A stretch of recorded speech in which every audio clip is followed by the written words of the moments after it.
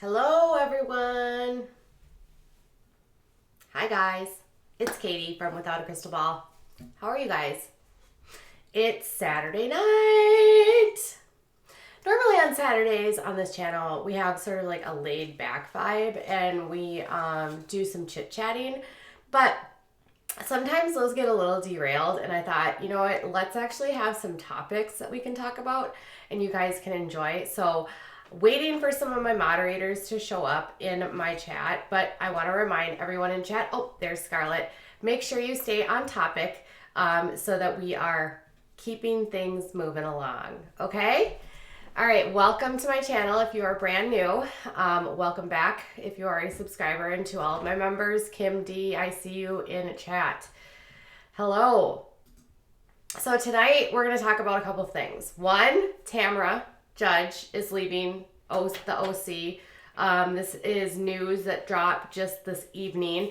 And this happened after Vicky Gunvalson, the OG of the OC, left yesterday. Not only that, we've got Jade Roper Tolbert and Tanner Tolbert from The Bachelor and Bachelorette. I think, yeah. They met in Bachelor in Paradise. They are married. They got into some trouble because they entered a fantasy football wild card weekend draft pool through DraftKings, and they had a $1 million prize stripped from them today. Yikes.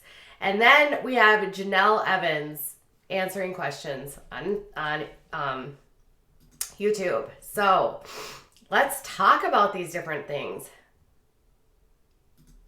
Yeah, the Jade Roper story is crazy. And I will say that I played fantasy football for a long time. In fact, we played until my son was like 2. And I played several years independent, at least 3 or 4 years in a league. And my final year I won.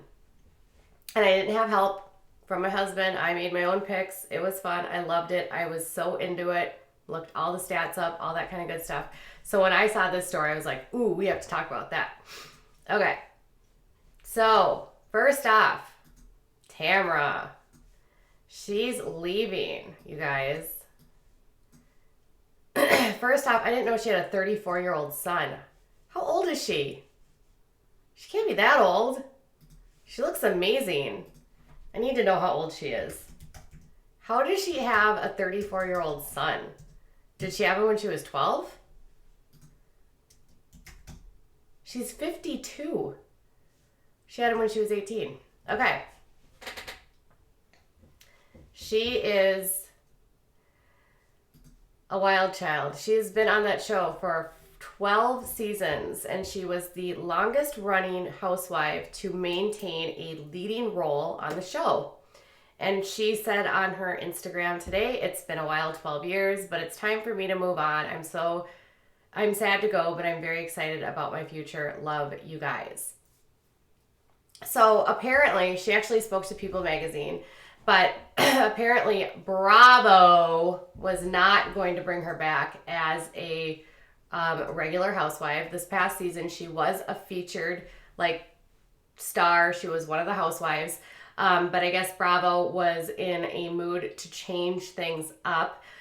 They have a lot of cast members that have been on the show for quite a few years and have children that are growing up. And so I think they're trying to bring in some people that have younger kids so you can get back to sort of that housewives mentality. I have no idea. They kept saying they want to bring in fresh content, which to me is always younger, more attractive, more relevant, right? You're too old, Tamra. Probably. I don't know. Anyways, she was asked to come back in a limited role, apparently. A source told People that Bravo offered her 3 episodes. That's it. To close out her story. 3 episodes to close out her story. And then she was going to be done. And instead of taking that, she decided to leave, and she is going to go off. She owns some gyms and some CBD crap. Every celebrity, reality star owns CBD garbage. But she's doing it up, working out, has a hot husband who has has health issues and apparently was traveling with Eddie. So Tamra is the type of person that you either love her or you hate her. And honestly, it was funny. I hadn't watched the season in forever. I did watch a number of the episodes this year because I couldn't believe how ridiculous it was. And I was watching the episode, obviously, when Bronwyn and they all went on that train and they all got wasted. And then she and Bronwyn were like making out. And I'm like sitting here watching her from like, she's outside and she's all done up and she's like, her hair is always, she always looks like a pageant queen, right? And I kept thinking, how old are you? Isn't this boring? Do you not get to a point at some point in your life where you're just like, it's this 12 years of getting wasted on TV. Isn't this boring? That's all they do on that show. It's boring. The only thing Tamra had going for her was this delicious husband that is so attractive, who has been having heart issues. He's had to have a lot of different procedures, cath labs and different procedures on his heart. So she's been by his side through all of that. But other than that, her story hasn't been that interesting, to be honest. Her kids are older. She's got a 14-year-old, but the rest are adults. Bye, Tamra. Bye, girl. And I got the sense this season that like the old three, the Trace amigos, Shannon and Vicky and Tamra were kind of like the mean older sisters to all of the other younger, like newer cast members, like kind of like bullying them. So maybe Bravo wanted to bring in a different dynamic. Maybe they wanted to shake that up, get rid of it. Let's be honest, nothing's exciting about Vicky. So, and Vicky's just a mean person. So, what are you thinking about Tamra being gone? I see people saying that Eddie is super hot. Maria says she's two-faced. Let's see. Maria says she's got problems with kids. Lindsay says they want new girls. And let's see. And Mommy Too Many Blessed says, that seems like a lot of hard work to be that hot. Touche. Yes, I agree with you there. That's a lot of work to be that hot. And Betty Boop says, well, I won't be watching The Housewives anymore. So apparently you were a fan of Tamra and Vicky. So people seem to be in two camps. They either seem to be incredibly excited that they've left or they're going to miss them. Like yesterday, people were like shaming Andy Cohen for getting rid of Tamra, but whatever. Okay, now let's go on to... Hello? Why is this working? I know I put more photos in there. Oh, man. I added photos to there, but it didn't get added there. Hold on a second. All right. Moving on to these two. Jade and Tanner. Now, I never watched Bachelor in Paradise, but I did watch them on Marriage Boot Camp, and I thought Tanner was a jerk. Like, such a jerk to Jade. I don't know anything about him now, but he just seemed like a complete tool bag. And he was just, like, so arrogant and just she was so insecure. And they got married super fast, and they were like, why did we get married? And they already had a kid. It was a mess. Well, since they've been on Marriage Boot Camp, they've had another child, so they have two kids now. And these two, she actually has a podcast. She was formerly on the Wave Network, by the way, which she was in the Ashley's comments yesterday, talking about how Wave Network actually took her previous podcast name, trademarked it, and then took a bunch of their other stuff, and instead of fighting them, she and her co-host just took off. So whatever Wave is doing to Kale and Lindsay now, they had already done it to Jade. So apparently this is standard protocol at Wave Network. But why Jade is in the news today is because she and her husband are accused of colluding on a draft King fantasy football sweepstakes. So here's what happens. They entered into the NFL wild. This is from ESPN. The NFL wild card weekend. So it was the 4th and 5th.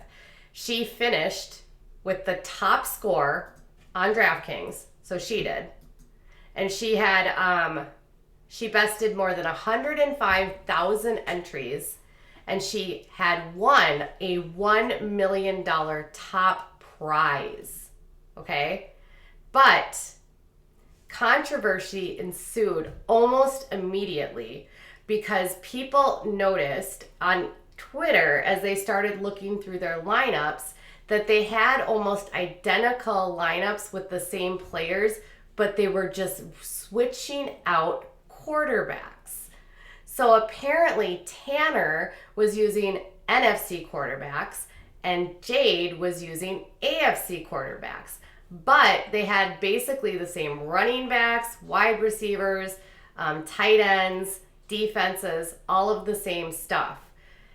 They also noted, as people started looking through their different rosters, of the 300 rosters that they submitted for draft weekend, 298 of them were unique. So what that means is the accusation is they were trying to maximize their ability to win by working together in order to win the prize, which is a violation of the rules. So here is what from DraftKings, what it says on there. Team building complementary lineups which serve to work together and executing a strategy that may create an unfair advantage over individual play. So example A is that you and 2 of your friends coordinate the makeup of the lineups and you build and coordinate which contests you enter using them.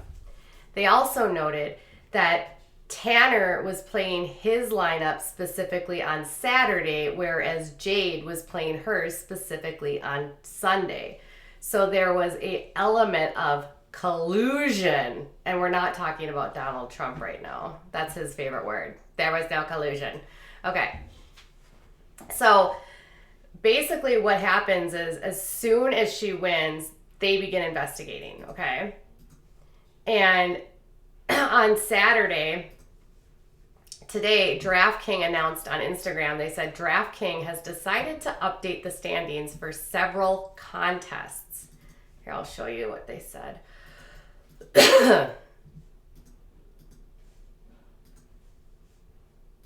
And I like math, so this is just, honestly, fantasy football is less about sports and more about strategy and understanding statistics and probability. That's why I like it, because I love math.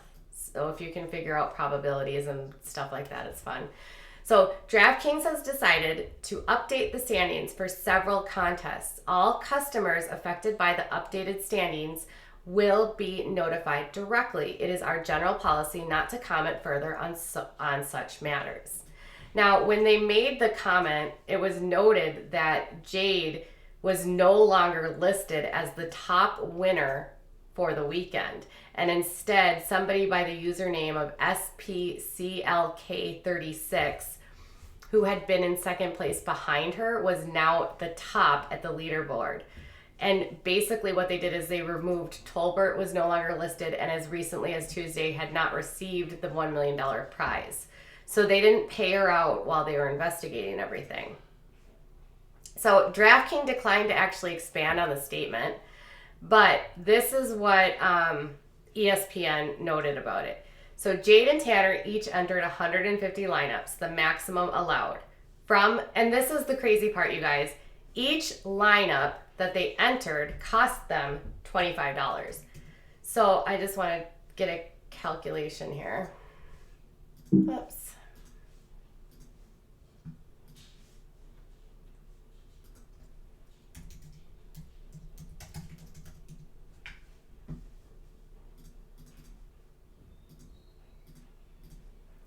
To enter this weekend, just this weekend, they spent $7,500.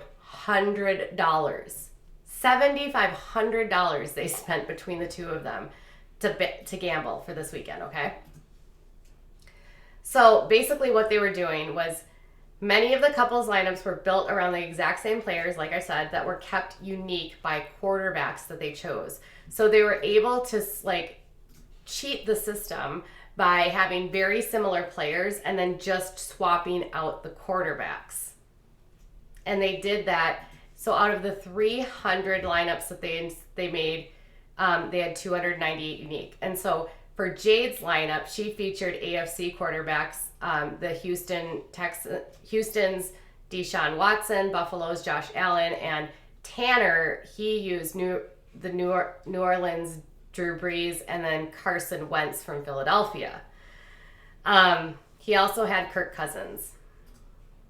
Yay, Kirk. Okay. I'm a Vikings fan. Okay. Anyways, fantasy experts say that exceeding the entry limit with unique lineups, especially in contests involving just 4 games and therefore with a smaller player pool, is an advantage. So because it was wild card weekend, it was the Vikings played the Saints and the Eagles played the Seahawks. And the Seahawks won, and then the Vikings won, okay? Apparently, the AFC teams, I don't know who played on the AFC side, but they had higher scoring games, apparently, which is why she seemed to do better. So what happened was, they seem to favor hers, and he seems to favor his. So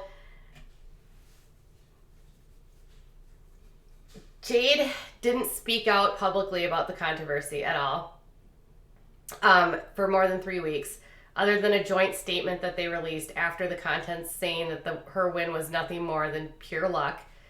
Now, here's the interesting part. She was never a sports fan, okay? So she spent a lot of time actually poking fun at her husband's obsessiveness with fantasy football. And here's the thing.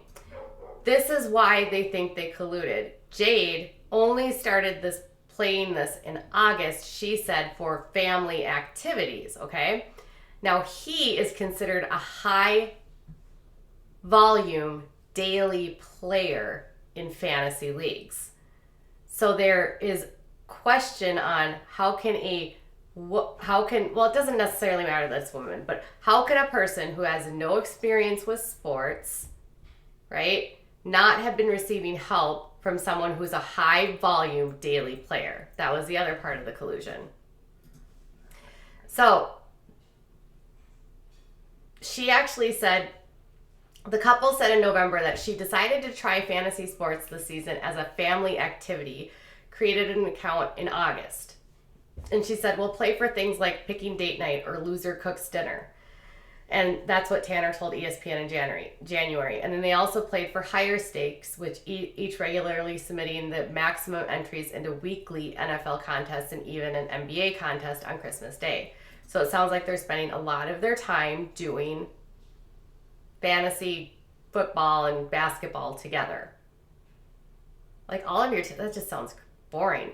Anyways, in August, DraftKings actually restricted her new account because it shared a payment method with another DraftKings account and registered requested additional documentation. They complied with the request. They received confirmation from DraftKings that their information had been verified, and then she began playing regularly. So Tanner is saying that, now here's what Tanner has said. According to the contest data provided by a third party verified by ESPN, the Tolberts were down nearly $62,000 on their football entries at DraftKings this season before Wild Card weekend. Oh my God. So they had bet $62,000 on fantasy football in a season. Oh my God. That's a lot of money to spend just to play a game. Wow. Here's what he said is, I just wish if DraftKings had problems with anything, they would have addressed them early on since they knew we were husband and wife. DraftKings customers received emails notifying them of updates to past contests, some of them as far back as November. He said, as a result of these updated standings, you have had one or more entries move up to a higher payout level, the emails stated. We have credited your account with a dollar amount as reflected below. So basically, the multi-accounting, one player using multiple accounts to exceed entry limits, and collusion between players have plagued the DFS industry for years. So basically what they think is that Tanner was using her account and pretending it was her. But she says she was playing. But then even if they were playing together, then the other allegation is that she and him were working together to draft unique picks. Either way, they determined through their investigation that something happened. They haven't provided any evidence. They haven't provided anything more than this, but the $1 million that she had won is gone. She never received it, so it wasn't like she had physically obtained the money yet, but oh my God.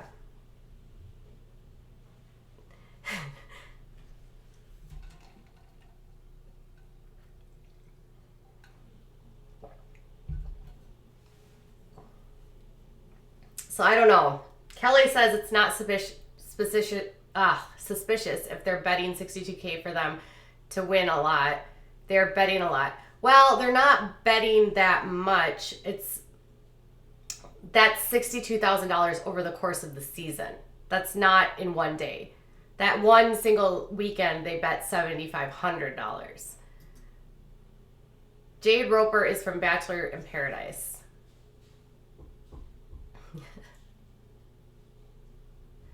So that's what, I don't know the details. They obviously must have found something that made them believe that there was collusion. I think there could have been the fact that the joint lineup, the lineups were that.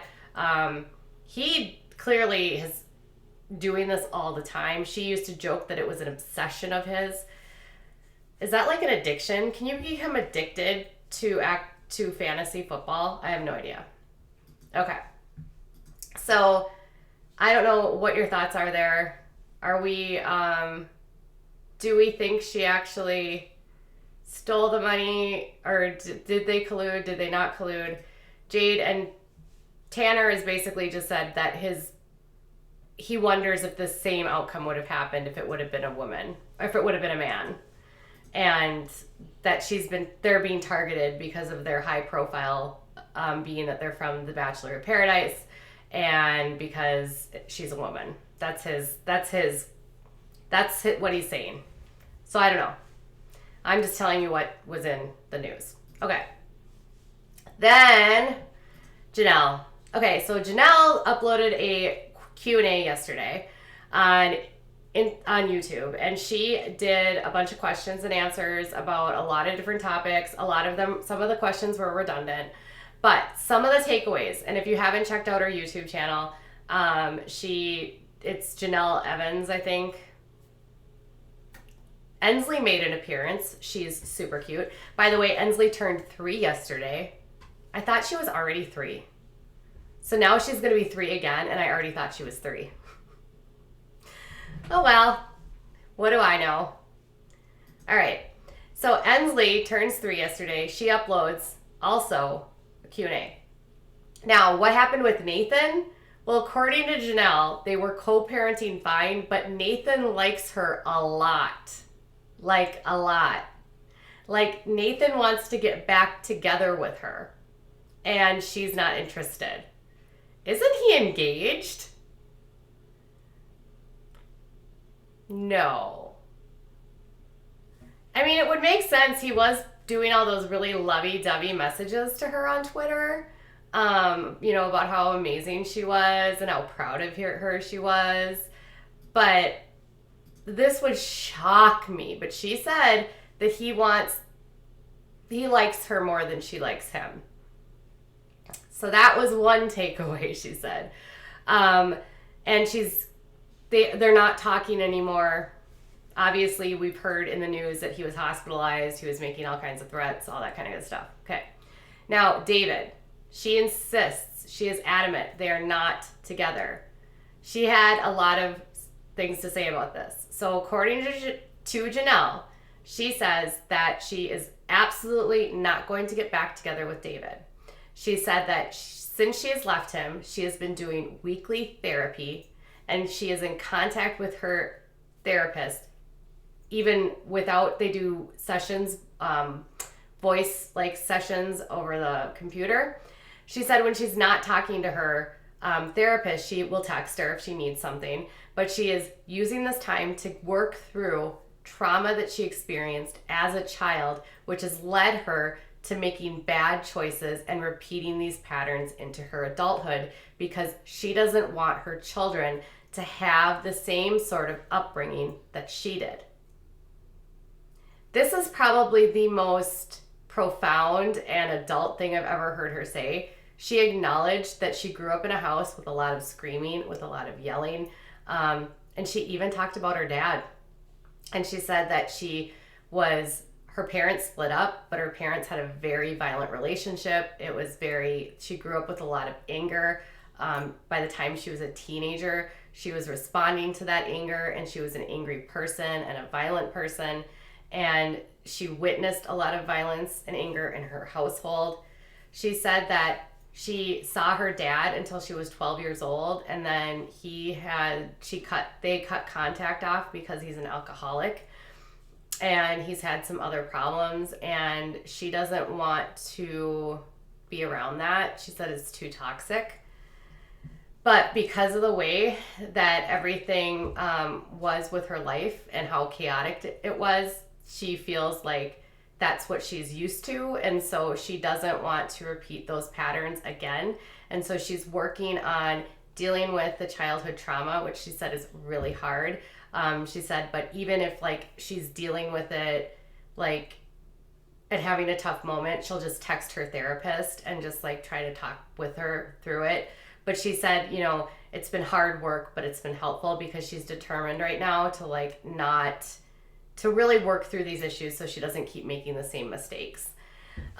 She's led to her saying she's not going to get back together with David at all.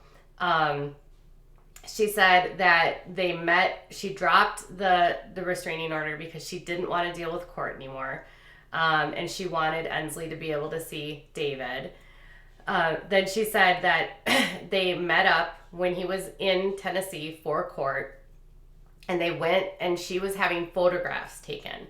And she said that David was with them when they were walking, but there wasn't anything romantic going on there. She said that they went for lunch, and then he went back home, and then they were done. And she said that she doesn't have any interest in getting back together with him. She's 100% over it and done.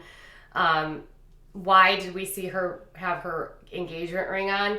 She said she was picking up Kaiser from kindergarten, and she noticed that her ring was sitting in her console, her cup holder in her car, and she, being that these rings are expensive, she realized she probably should not have that, leaving that out in the car. And so she said she just stuck it on her finger, and then she snapped a selfie, and then she was like, crap, and then she posted it, and she realized right away that people would think that she was getting back together with David. But she said that she put it on her finger to bring it back into the house, and then she said she wasn't wearing it, and she showed her fingers, and she said she's not going to get back together with him.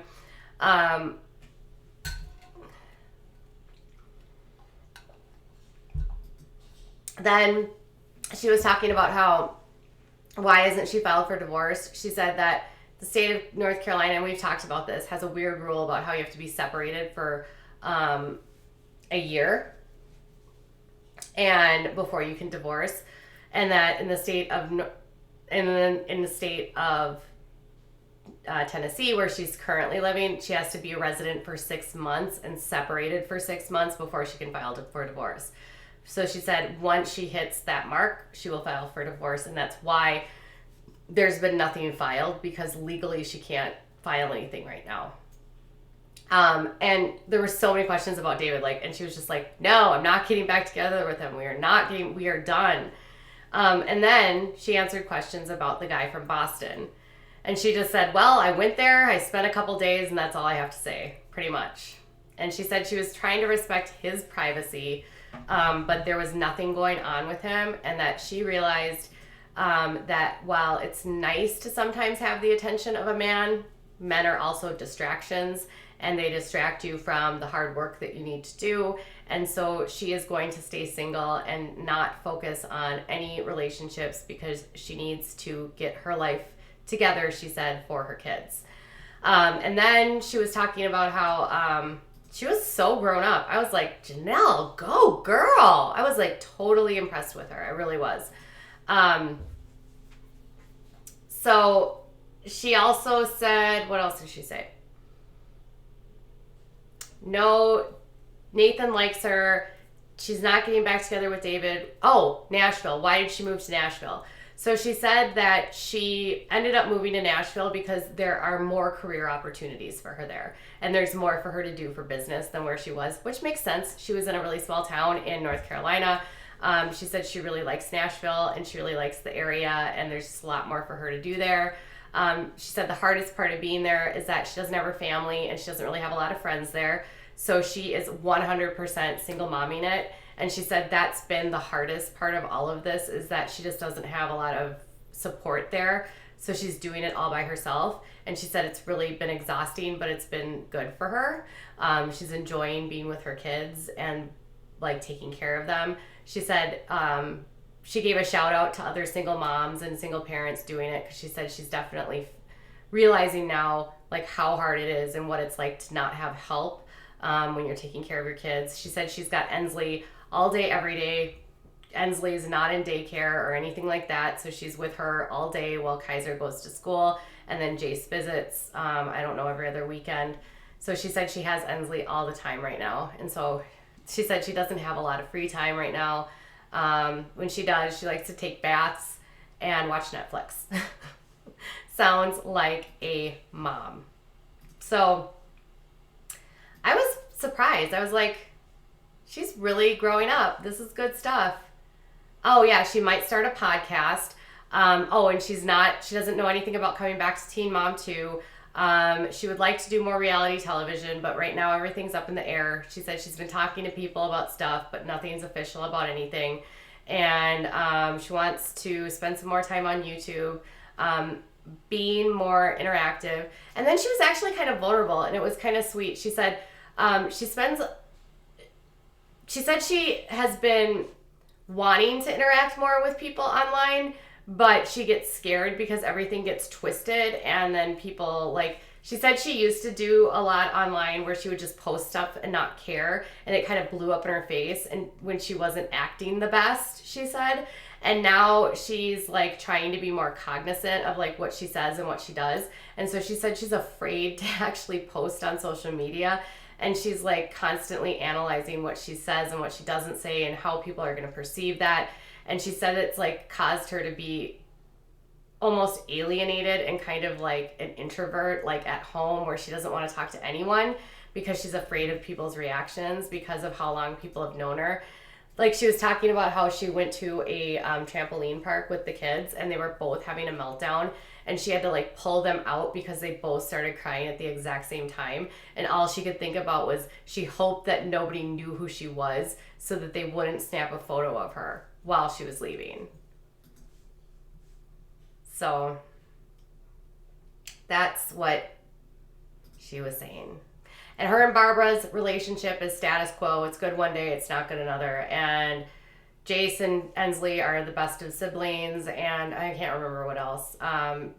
Barbara is not moving to Nashville, and she's not going to move back to North Carolina right now. Yeah, Barbara did not move to Tennessee.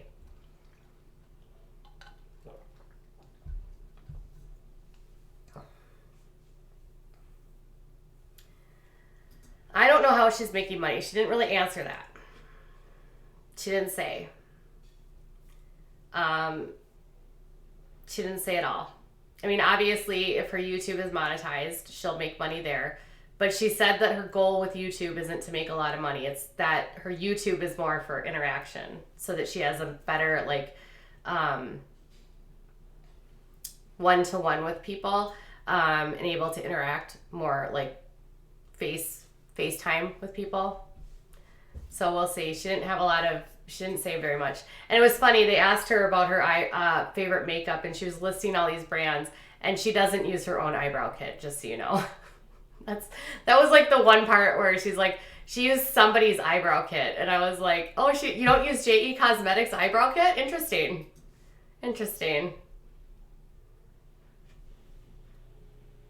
So we'll see. Yeah, we'll see how she does.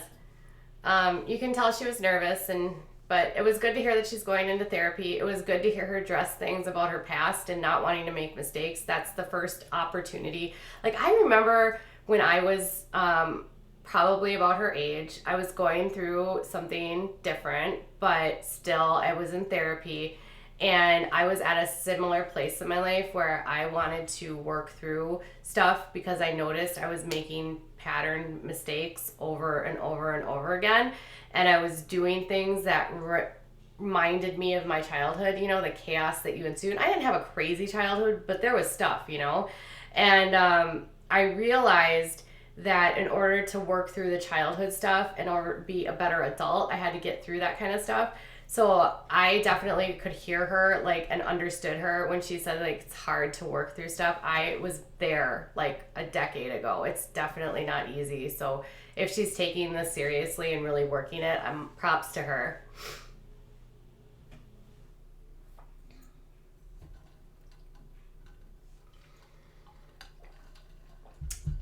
She also said her hair is real. Yeah, she's maturing. I would say so too. So that's what we have for tonight. Jade might have cheated. Jenelle's not getting back together with either of her exes. The guy in Boston isn't anything to talk about. And Tamra and Vicky are gone. And her hair is real. Jenelle's hair is real, and it's very long. And she proved it. She, like, filtered through her hair, and she's like, there's nothing in here, I swear. It's all real. She had no Yep, she showed she had no extensions.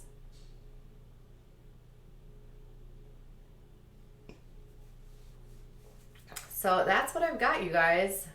I hope you enjoyed this Friday night random chat. I will do more of these conglomerations of topics because I think it keeps things moving. All right. So thank you guys for joining me tonight. I'm glad to have you with us. Personally, I would wait a while before we're giving Jenelle that much credit. Well, listen, I will give credit to anyone who acknowledges that they are working on things and working through things, because that is not easy. It is very not easy to admit on your social media platform that you are working through things from your childhood. You know what I mean? That's a big step. That's very honest. And that's probably the most honest we've heard her in a really long time. She doesn't talk about her dad very much. So when I heard her talking about her dad, I was like, wow, this is serious. And when I heard her make the connection between what she experienced as a child and what she was doing as an adult, I was like, that's a cycle. And she's recognizing that she has put herself in a cycle. And that's the first step of change, is recognizing what's going on. All right, you guys, I got to go downstairs. My husband just made popcorn and I want some. I might be on Instagram Live later, but for now, thank you so much for joining me, and I'll be back tomorrow. All right? And I'm glad you loved this stream. I like doing multiple topics. I think it's fun too. So we can do more of these. All right, you guys. Bye.